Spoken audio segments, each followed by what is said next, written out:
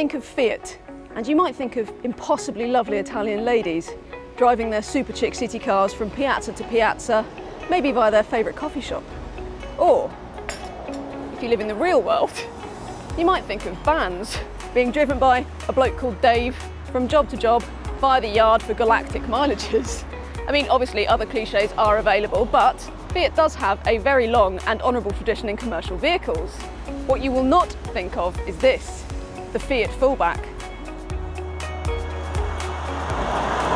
This is Fiat's first foray into the pickup class, and it's also the brand's first full-size 4x4. And they do mean business with the off-roading potential, because you get switchable four-wheel drive in all of the Fullback models, or if you go for the top spec Fullback Cross that we've got here, you actually get a locking rear diff too.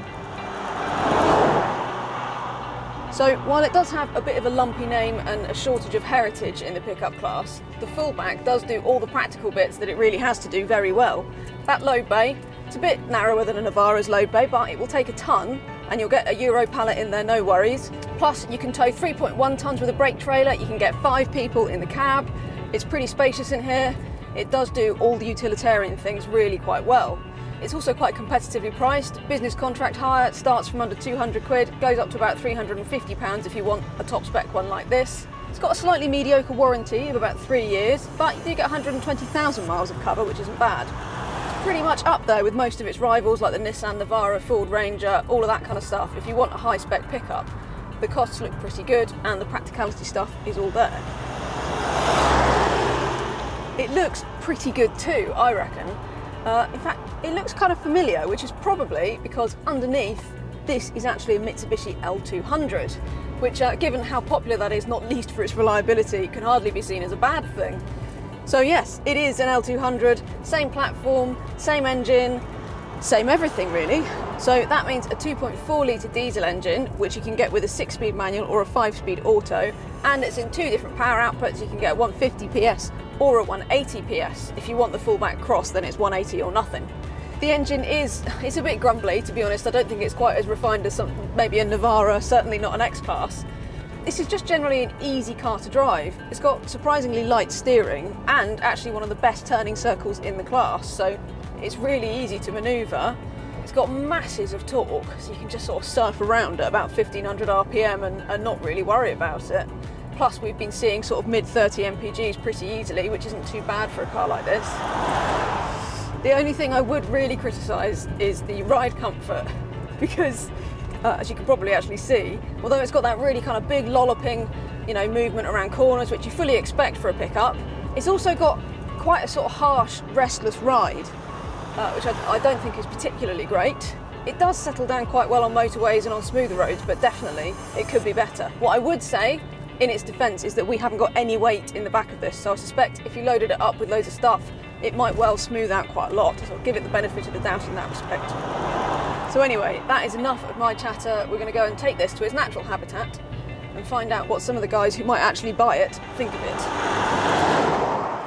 Welcome to the Fiat Fullback. What do you reckon? Nice, so nice. I think it's really stylish, really modern. It's got an edgy look about it, which I like. It looks very nice. It would be very sleek. You get a lot in the back, so I can imagine that it would do a lot of people good for this type of business. Okay, it's quite nice looking.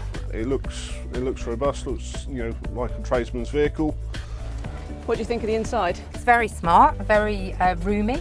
It would be ideal for a family as well as for a business. I like the way the seats hug your body. Really comfortable. Yeah, it looks more like a car inside than a truck. Looks like there's quite a jazzy entertainment system here It is as well. quite jazzy. Not only for business, it would do for a lot of people like my husband that goes fishing. He would be an ideal vehicle, exactly. Especially when we go to France and places. Yeah, definitely. Fishing vehicle. Yeah. The load bed's a good size, which is what you need. You can see it's going to be practical. There's plenty of ride height there for going through your building sites and things. And that locking diff's a big plus on it. You go for a Fiat pickup truck then? Over a Mitsubishi maybe? Yeah, why not? I'll say the name wouldn't put me off. I'd say it looks like a nice vehicle. I don't think reputation really matters. I think if something's fit for purpose and the price is right, then people will buy it.